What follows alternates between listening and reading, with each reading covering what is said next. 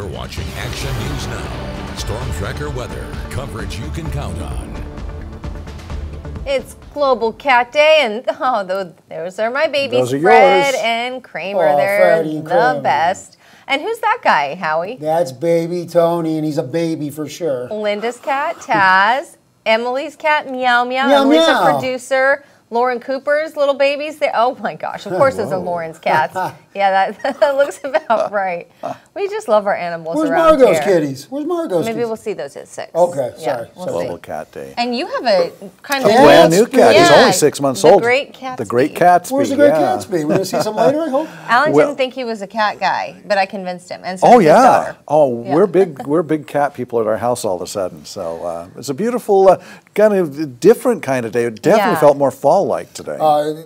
Really, since the hundreds left us a few days ago, but yes, you're talking about the showers moving into the area, the cooler temperatures, and not so fast though. It was not really a huge soaking by any means, unless you were in the higher elevations. Fire season is still here. It's not the rain that we wanted, but we did see a little bit, and we cooled down. Now, mostly clear and cooler for Wednesday night. Our cooling trend continues, but our red flag warnings will move into the area. But here's a quick look at what we saw today rain-wise. So these are the higher elevations where some spots half an inch to almost an inch, but you get to the low-lying areas. We saw close to zilch. So fire season is still here with us now, and unfortunately, we're looking at some red flag warnings beginning tomorrow morning. Here's what we have overnight.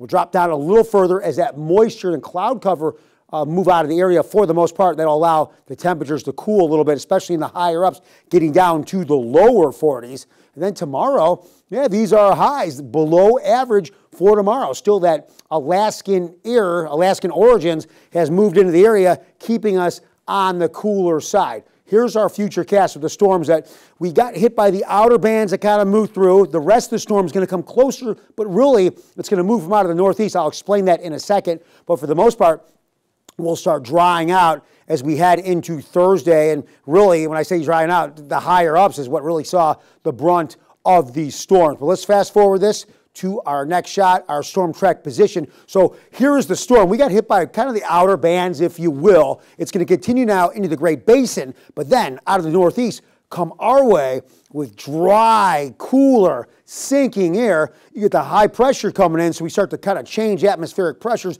and the counterclockwise rotation here, we're going to see that wind come out of the north, that dry air, and that's going to amp up our winds into that 30, 40, and maybe west of I-5. We can see winds gusting to up to 50 miles per hour. Thus, again, remember, power lines can come down, tree branches, starting fires. 80% of these fires are started by humans, or at least our apparatuses, and that's why we have that area-wide power downgrade or shut-off, if you will. But here's what's going to happen. Then we'll start warming up a little bit as high pressure comes in by Saturday. Later in the day on Saturday, hopefully we can start to see the end of those red flag warnings. But again, very much on the dry side. So even with cooler temperatures, we're going to get the winds, and those moisture levels going to go down, and we're looking at those red flag warnings. Here is what we have. So Thursday, 74 and windy. Friday, we keep up with those winds. Could be the windiest of the days. And then by Saturday, we warm up, and hopefully the end of those red flag warnings. But like we just talked about a moment ago,